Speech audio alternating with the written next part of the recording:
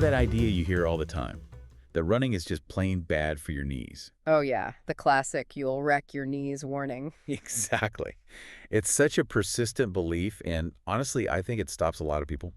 They hear it and think, nope, not for me, even though running can be so good for you. Definitely a barrier for some. Well, today, that's exactly what we're digging into. We're doing a deep dive to, cut through some of that noise. Good fact from fiction. Yeah, looking at running's real impact on knee health and also tackling that question. Is there an age when it's just too late to start? Good topics. Think of this as your shortcut, basically. Get the solid info without wading through everything yourself. Our main source for this is a great article by Hunter Bennett over at the University of South Australia, published in The Conversation. It asks those questions directly. Right. The "does running ruin your knees" piece. Good one. That's the one. So we're going to unpack the evidence, maybe reveal a few surprises, and give you some practical stuff too so you can make your own informed choices. Okay. Sounds good. Okay, let's unpack this. Let's do it. So first up, let's acknowledge where this concern comes from. Because look, running is high impact.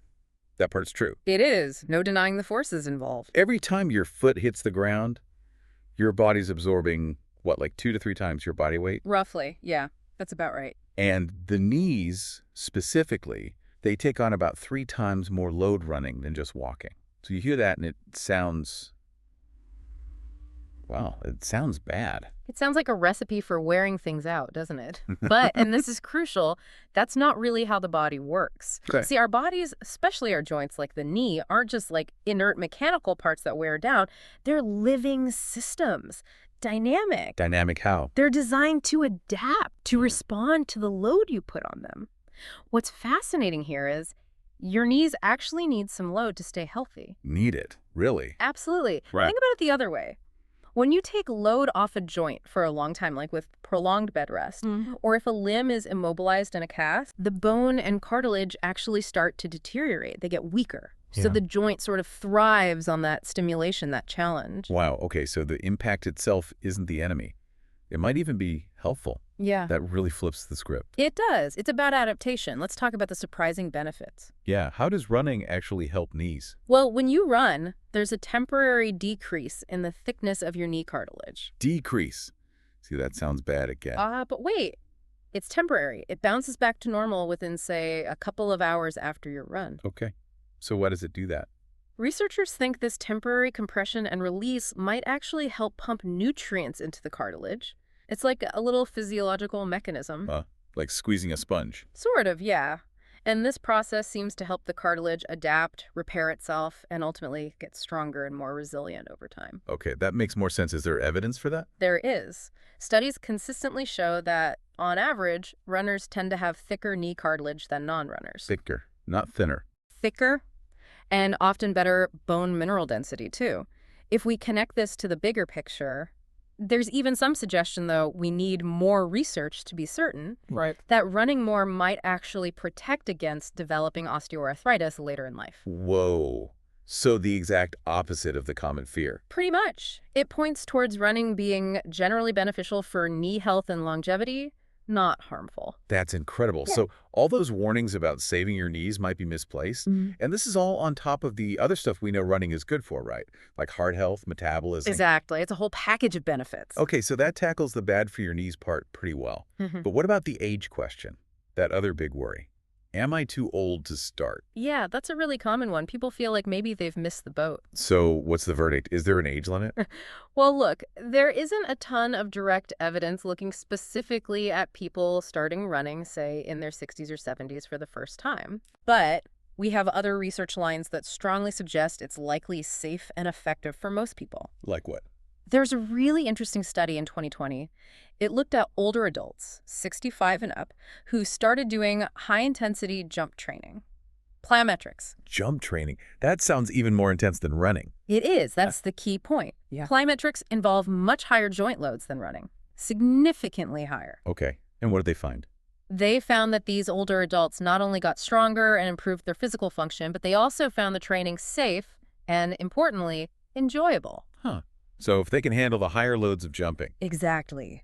It strongly indicates that starting running with its low loads is also likely to be safe and effective for older adults. That's pretty compelling indirect evidence. It is, which of course raises an important question. How do you start safely, regardless of age? Right, because that leads to the other side of the coin. If running is so good, why do so many runners get injured? You hear stats like almost half get some kind of injury each year, often the knee. It seems like a paradox, doesn't it? It really does. What's going on there? Here's where it gets really interesting. The vast majority of these injuries aren't really caused by running itself. They're overuse injuries. Overuse, meaning? Meaning it's usually an issue with load management. Basically, people doing too much too soon. They ramp up their mileage or intensity too quickly before their body, their bones, tendons, cartilage has had time to adapt and get stronger. So it's not that they run, but how they run or Well, how much they increase it. Precisely. It's the too much too fast problem, not the running itself. The body needs time to catch up. Okay, that makes sense. Uh, So how do you avoid that? The source had some practical tips, right? Yes, absolutely. Crucial tips. First one was about progressing slowly. This seems key. Avoid those big jumps in distance or how often you run. Yeah, don't suddenly double your weekly mileage. Right. The advice was something like maybe increase by no more than a couple of kilometers or about a mile per week. Gradual is the name of the game. Exactly. Slow and steady adaptation. Okay, tip number 2, fueling. This one feels underrated sometimes. Hugely underrated. Running takes energy. You need to eat enough to actually support the activity and the recovery and adaptation process. So enough calories overall, and specifically things like carbs for energy, protein for repair. Absolutely. And the source also mentioned getting enough calcium and vitamin D might play a role in preventing some overuse injuries, like stress fractures. Good point. Makes sense. Nutrition supports everything. And the third tip, something about surfaces. Yes, varying your running surfaces. The idea is that softer surfaces, like grass, involve slightly less impact force than, say, concrete. Okay. So especially when you're starting out, maybe doing 1 or 2 runs a week on grass could help your body ease into the loading, give it a bit more time to adjust compared to just pounding pavement every time. A bit gentler on the system as it learns to adapt. Exactly. It's all about managing that load intelligently as your body gets stronger. So these are practical ways to manage the risk. Absolutely. Look, all exercise has some risk of injury. You can trip walking down the street. But with running, being mindful about progression, listening to your body, fueling properly, you can significantly reduce that risk. It's about working with your body's ability to adapt, not against it. You got it. Okay, so let's pull this all together. The big takeaway from this deep dive seems to be that old myth about running wrecking your knees. It's largely just that, a myth. Right. The evidence actually points the other way. Running seems beneficial for knee health, helping them adapt and stay strong. And the age thing.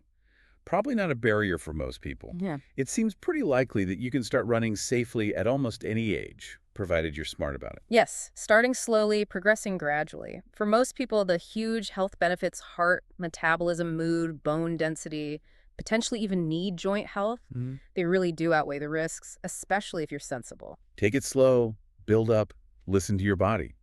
Seems like solid advice for starting almost anything new, really. It really does. So what does this all mean for you listening right now?